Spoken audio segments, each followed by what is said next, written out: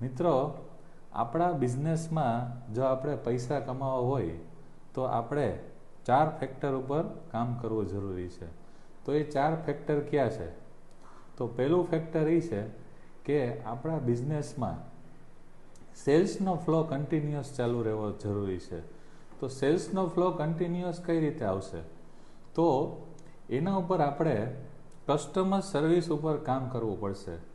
એટલે કે કસ્ટમરને જો આપણે એક્ઝિસ્ટિંગ કસ્ટમરને જો સેટિસ્ફાઈડ સર્વિસ આપશું તો એક્ઝિસ્ટિંગ કસ્ટમર પાસેથી ઓર્ડરનો ફ્લો ચાલુ રહેશે અને આપણે આપણા બિઝનેસમાં નવા કસ્ટમરને જો એટ્રેક્ટ કરશું તો નવા કસ્ટમર પાસેથી પણ ઓર્ડરનો ફ્લો ચાલુ રહેશે. અને બીજી વસ્તુ, જે કસ્ટમર આપણને ઓર્ડર આપે છે એની પાસેથી કેશનો ફ્લો પણ ચાલુ રહેવો જરૂરી છે. કારણ કે જો કસ્ટમર ખાલી આપણને ઓર્ડર આપશે અને એવો ઓર્ડર જો આપણે ઉધારીમાં એક્સેપ્ટ કરેલા હશે તો ખાલી ઓર્ડર લેવાનો કોઈ મતલબ નથી. એની સાથે કેશ ફ્લો પણ ચાલુ રહેવો જોઈએ. એટલે આપણે એમ કહી શકીએ કે આપણા બિઝનેસમાં કસ્ટમરની ફેક્ટરી અને કેશની ફેક્ટરી બંને ફેક્ટરી ધમધમતી હોવી જરૂરી છે.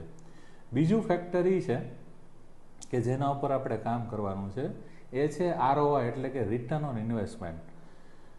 આપણને ખ્યાલ છે કે સેવિંગ એકાઉન્ટમાં આપણને 4% રિટર્ન મળે છે, FDમાં 7 થી 8% રિટર્ન મળે છે, મ્યુચ્યુઅલ ફંડમાં 12 થી 15% રિટર્ન મળે છે. તો બિઝનેસમાં આપણને કેટલું રિટર્ન મળતું હોવું જરૂરી છે? સે ફોર એક્ઝામ્પલ, વર્ષની શરૂઆતમાં તમે 10 કરોડ રોકેલા છે અને વર્ષના અંતે 12 કરોડ થઈ ગયા છે તો 20% રિટર્ન આપણને મળેલું છે. તો તમારા બિઝનેસમાં તમને કેટલું રિટર્ન મળે છે તે ચેક કરવું જરૂરી છે. ત્રીજું ફેક્ટર એ છે આપણા બિઝનેસમાં આપણે કેશ જનરેશન કેટલું કરીએ છીએ.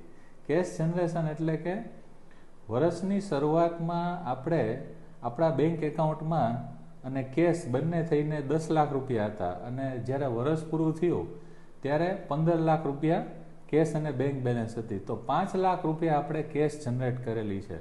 કારણ કે જે પ્રોફિટ આપણે કમાઈ છે એ કેશમાં કન્વર્ટ થવો જરૂરી છે. ચોથું ફેક્ટર છે જે છે ગ્રોથ. એટલે કે યર ઓન યર આપણા બિઝનેસના સેલ્સમાં કેટલો ગ્રોથ થઈ છે અને પ્રોફિટેબિલિટીમાં કેટલો ગ્રોથ થઈ છે. સપોઝ લાસ્ટ યર આપણું સેલ્સ હતું 10 કરોડ અને આ વર્ષે આપણે સેલ્સ કરેલું છે 12 કરોડ. તો આપણે 20%નો સેલ્સનો ગ્રોથ કરેલો છે અને પ્રોફિટ આપણો સપોઝ લાસ્ટ યર આપણો 50 લાખ હતો, આ વર્ષે આપણો પ્રોફિટ છે 60 લાખ રૂપિયા. તો આપણે આપણા પ્રોફિટમાં પણ 20% જેવો ગ્રોથ કરેલો છે. Thank you.